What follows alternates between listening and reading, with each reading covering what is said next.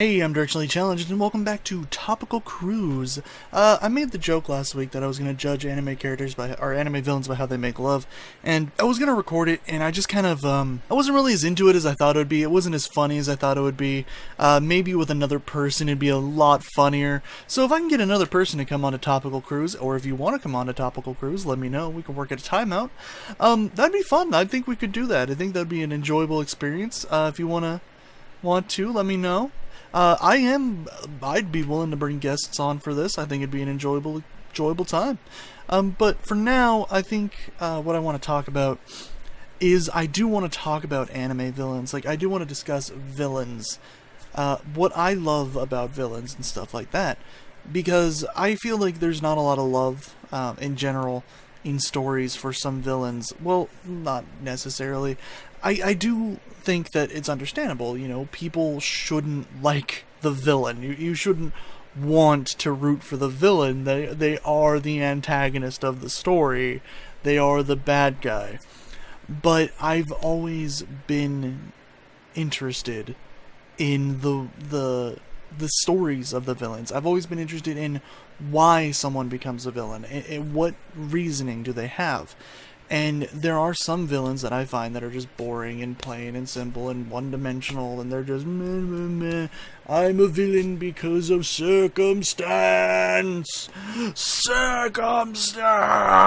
and it's just like, yeah. I like villains like Infinity War's Thanos. While he's not entirely what Thanos was like in the comic books, the Thanos that we got in the movie was an amazing villain. He was what I want in a villain. Someone that's not evil per se. Someone who's less evil and more driven and willing to go to the ends of the earth to accomplish a goal that is not necessarily bad.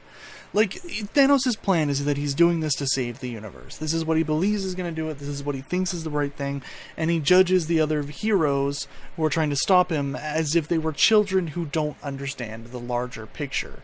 I like that kind of villain. I like a villain that goes in and they believe that what they're doing is right, and that everyone else just can't see that. They just can't see what's right. And I like that kind of villain because, one, they're a more dangerous villain. When you have a villain that believes they're right, you have created a villain that will do anything they can to accomplish their goal. And so they're just like the hero. The hero will do anything he can or she can to accomplish their goal of stopping the villain. But when the villain's doing it, he's sitting there like, or she, whatever. But the villain's sitting there like, this is what needs to be done. This is the right path. And anyone who's trying to stop me on this path, they just don't understand. They don't know. Their minds are not awake. They're not awoken to this line of thinking. They're still thinking like a child. They haven't put their big boy pants on and discovered that the world is dark and bleak, and we have to do bad sometimes to accomplish the greater good. And I love those villains because those villains make compelling villains. When you see them, you want to know more, and you kind of almost root for them, and it makes you feel conflicted. Are you going to root for the bad guy? Are you going to root for the hero? You want to see this emotional turmoil between the hero and the villain. You want to see the villain kind of, they understand where the hero is coming from, and the hero understands where the villain is coming from, and they're disconnecting. They're not getting to where, it's understandable. But there are villains that are good that aren't like that. Frieza. I love Frieza as a villain because Frieza's not necessarily the villain that's, believes they're doing the right thing. Frieza's just the fun evil that's not really evil for the sake of being evil, but evil that's like the fun, cocky kind of I want to rule the galaxy sort of deal. I like Frieza because of the fun cockiness. I don't want a villain that's just like Shredder. Shredder is just cartoonishly evil. Shredder is just evil because evil. And Frieza's evil because evil, but Frieza's evil and fun. There are characters that are just evil and fun. Like, if you think about Dragon Ball Z Abridged, Cell, that's a character that's evil, bad person, but fun. And those are just the enjoyable characters, but the ones that leave an impact on me are the ones that are like Thanos, that have that drive, the more to them, the depth, the layers, and that's just what I like in a villain. I also have, like I said, I like many villains. I love different kinds of villains. I love Naraku from Inuyasha. There was depths, there was layers, there was pain, there was torture, there was so much going on with the character and what the character wanted and the villain, and you can understand the villain, you can understand the motivation, you can understand what they want. And I feel like some villains in certain like TV shows and movies can fall flat. They can be like, I get it, I understand, you want money, and it's just kind of like, you're not really rooting for them. Or you have these villains that were set up, and they're so good at the setup. Like, they're tricking the heroes into thinking they're good guys. They're with them. They're like, they have these layers to them as these characters. And then when they're revealed to be the bad guy, suddenly all that went out the window. And now they're just boring, two-dimensional, one-dimensional, bad, evil. Rah, I'm a bad person. People. And they're not as enjoyable. They're not great characters. They're not fun to watch.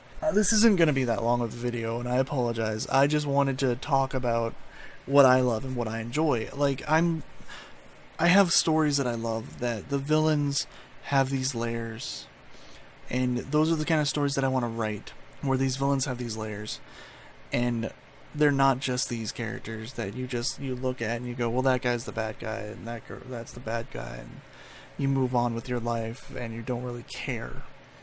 I like a villain where you know they're the bad guy, but there's some good in them. And you want to root for them to come over to the hero's side. You want them to be the next Vegeta. You want them to be the next Piccolo. You want them to be the next Kuwabara, the next Hiei. You want them to be that character that joins the hero's team. You want them to be Renji. You want them to be Grimjaw. You want him to be those characters. You want him to be... Can't really think of a Naruto one, really. Well, Gaara. You want him to be Gaara. You want him to be that bad character that comes over to the hero's side and joins them and fights with them because they're an interesting character. They're unique. They're fun. They have a story that you want to see told. You want to see more from them. I just want to see more characters like that. More characters that have more depth, because I've been getting tired of a lot of TV shows, as I feel like a lot of the characters end up falling flat, and they're not as entertaining to watch. But anyways, I'm gonna call this episode here. I want to know about you guys. What do you guys like? Who's your favorite villain?